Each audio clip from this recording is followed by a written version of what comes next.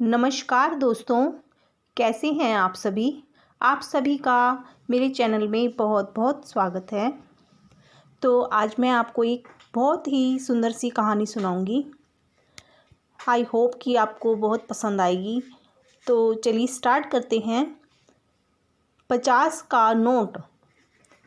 एक व्यक्ति ऑफिस में देर रात तक काम करने के बाद थका हारा घर पहुंचा।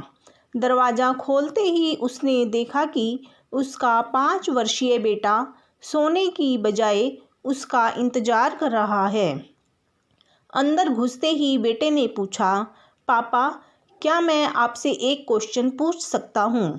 हाँ हाँ पूछो, क्या पूछना है? पिता ने कहा। बेटा, पापा आप 1 घंटे में कितना कमा लेते हैं? इससे तुम्हारा क्या लेना देना?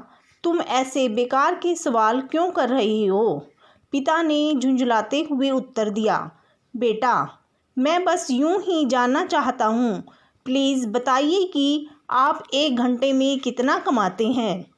पिता ने गुस्से से उसकी तरफ देखते हुए कहा, 100 रुपये। अच्छा, बेटे ने मासूमियत से सर झुकाते हुए कहा, पापा क्या आप मुझे 50 रुपये उधार दे सकते हैं? इतना सुनते ही वह व्यक्ति आग बबूला हो उठा। तो तुम इसलिए ये फालतू का सवाल कर रहे थे ताकि मुझसे पैसे लेकर तुम कोई बेकार का खिलौना या ऊट पटांग चीज़ खरीद सको। चुपचाप अपने कमरे में जाओ और सो जाओ। सोचो तुम कितने सेल्फिश हो। मैं दिन रात मेहनत करके पैसे कमाता हूँ और तुम उसे बेकार की चीज़ों में बर्बाद करना चाहते हो। यह सुन बेटे की आंखों में आंसू आ गए और वह अपने कमरे में चला गया। व्यक्ति अभी भी गुस्से में था और सोच रहा था कि आखिर उसके बेटे ने कि ऐसा करने की हिम्मत कैसे हुई। पर 1 आध घंटा बीतने के बाद वह थोड़ा शांत हुआ और सोचने लगा कि हो सकता है कि उसके बेटे ने सच में किसी ज़रूरी काम के लिए पैसे मांगे हों, क्योंकि आज से पहले उसने कभी इस तरह के पैसे नहीं मांगे थे। फिर वह उठकर बेटे के कमरे में गया और बोला, क्या तुम सो रहे हो? नहीं, जवाब आया। मैं सोच रहा था कि शायद मैंने बेकार में ही तुम्हें डांट दिया। दरअसल दिन भर के काम से बहुत थक गया था।